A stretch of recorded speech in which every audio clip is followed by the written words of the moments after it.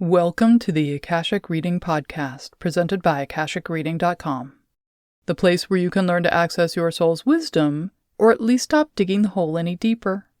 I'm your host, Terry Uktana, and today we'll be discussing how to use your body and life force energy to bring blocks to the surface where they could be healed, transmuted, and transformed into positive manifestation. Akashic energy, also called prana or chi, moves through us in two different directions simultaneously.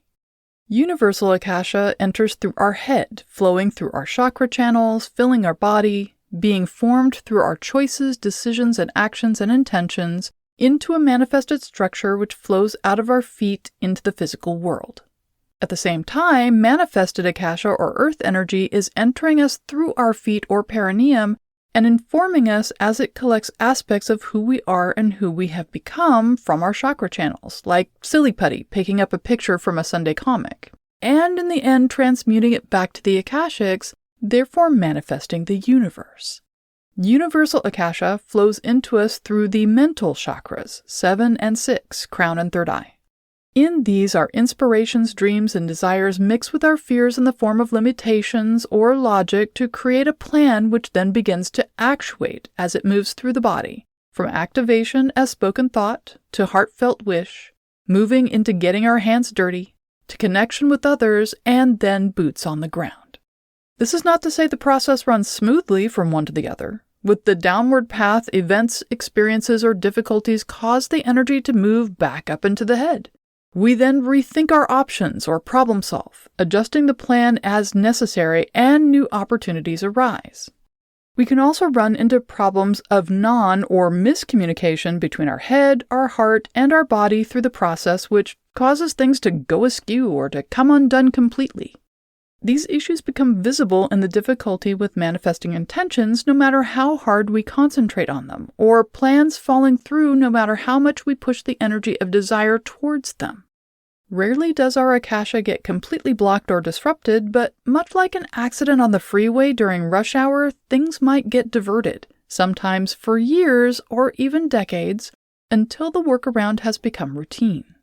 The body is resilient, chakras are far more robust than we give them credit for, and life will, in the end, find a way, even if it's not the way we would like. However, it doesn't need to stay this way. Blocks can be removed, and what is stuck can be unstuck, whether this be mental, emotional, physical, or all three. Working with your Akasha consciously can help you recognize where things have been diverted and help you begin moving them back into place gently, but permanently. The place to start is with tracing the Akasha moving through your body. As the healing path moves from top to bottom, I recommend starting with the head. Anyone can do this if they use their ability to interocept. Perception is the use of our 5 senses to sense the world around us. This includes the external part of ourselves, but mostly focuses on our interaction with the world beyond our skin. Interoception is our ability to sense what is going on inside us. It's what happens when someone asks what you want to eat, if your headache is worse or better, or when the doctor asks where it hurts and how much. Our interior senses, both physical and energetic, turn our knowingness inwards and we fill with information. To trace the Akasha moving through you, first hold a hand above the top of your head close enough to feel the heat coming from it. This is the top of your primary chakra channel and is where Akasha is coming in from and going out into the all that is. Once you can feel this, begin tracing its route one hand's breadth at a time. You can place your palms gently against your temples in the area just past your eyes and above your ears. Let your interoception feel the energy moving through and giving the everything's okay feeling. You can then move your hands to cup your jaw on either side. Hold yourself gently until you feel the okay. Keep doing this down your body until you've put your hands on your feet. This entire practice should be done slowly. No one likes a doctor or nurse to race through an examination like they have somewhere else to be. This is for you and about you and a way to get the information you need to make improvements. So think about this taking the same amount of time as it takes to bake a luscious cake or watch an episode of a good show. All along the way, you can take note of where things don't give the okay or where they feel not quite right. You may get immediate feedback in the form of emotions coming up, memories, a desire to go do something else, all of which is valid. This is information from the stuck spot and a way to begin the unsticking. I recommend acknowledging whatever comes up, even have a notepad or device to take notes on, but keep going so you can get a complete scan. If there are multiple areas which seem stuck or affected, note that too.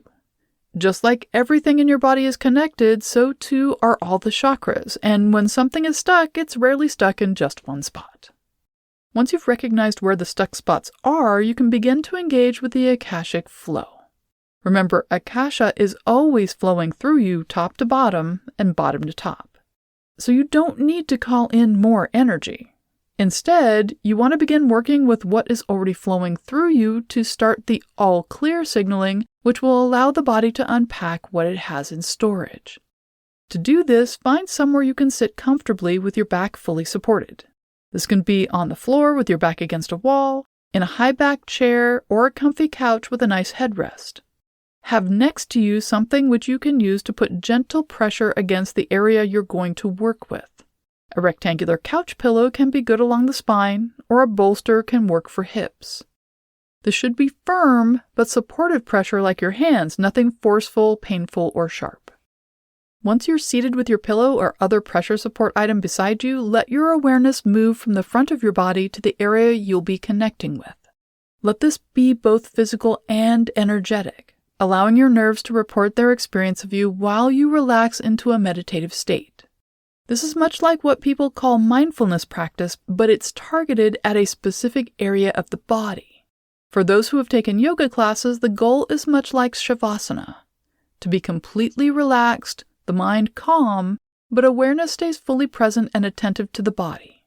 For those who are energy aware, you may wish to notice the Akasha flowing through you like river water through a delta or wetlands, like blood flowing through the veins and arteries threaded throughout your body. Once you've relaxed a bit and your brain has slowed down into a meditative mode, move your awareness to the area you wish to engage. Let yourself take in its normal state and validate this is you. Then gently put your support pillow or item in place and rest yourself against it. Allow yourself to experience what it is to be supported in this vulnerable stuck spot. Acknowledge you're supporting yourself there possibly for the first time. If and when you feel ready, you can start moving more Akasha into this area. Through this mindfulness practice, Akasha will have gathered and pooled around the area you're working with. Think of allowing this energy to flow like a shower which cleanses or a rain which replenishes after drought. As more Akasha moves through you, you should feel the area warm and your body may want to move, squirm, or shift. Allow any movements and follow any insights you might have. This is the body offering you its wisdom. You may experience flushes of difficult emotions, retrieve memories, or feel vibrations in various parts of your body. It's not unusual to feel heat flushing through muscles and joints which don't have pressure on them. This is the nervous system releasing stored energy, trauma, and emotions gently. You may even experience chattering teeth and the shivers if something deeper releases. This is part of what happens when we heal after a traumatic event. Don't force yourself to be still or to stay in the process for any preconceived length of time. These actions will cause your body to respond as if things are not all clear and store things more securely, which is the opposite of what you want.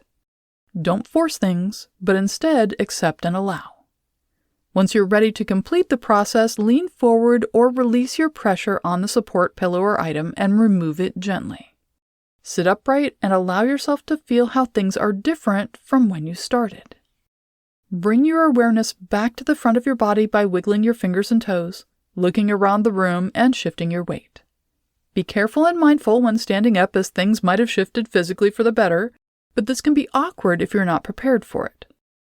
As with a massage or other physical healing modalities, make sure to drink water in order to flush out any toxins or debris which has been released into your system.